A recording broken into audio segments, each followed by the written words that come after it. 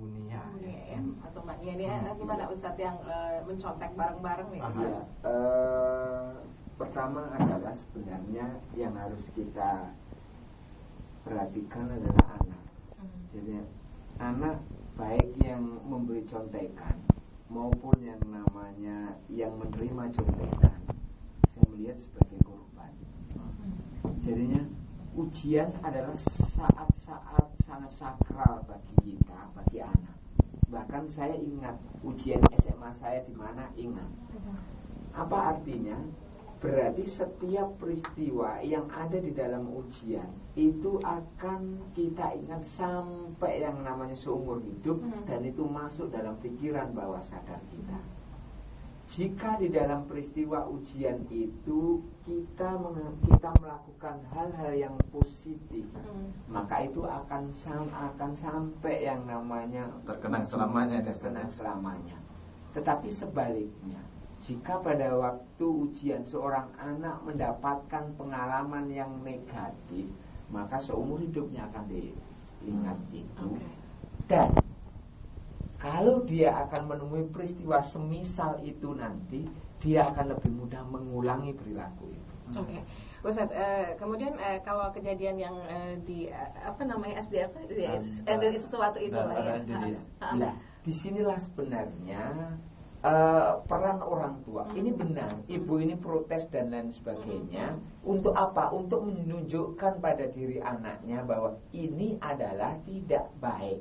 Dan itu supaya akan memasukkan di dalam pikiran bahwa sadar lagi anak bahwa benar-benar tidak baik. Untuk menghapus yang pertama. Yang pertama sebenarnya tidak dihapus ya, tetap tidak terhapus. Tetapi dengan perilaku ibunya yang konsisten untuk tidak setuju itu, maka nanti akan ingat, jika dia akan menemui peristiwa hampir seperti itu, dia ingin berbuat tidak baik, maka dia ingat peristiwa ibunya yang konsisten untuk itu.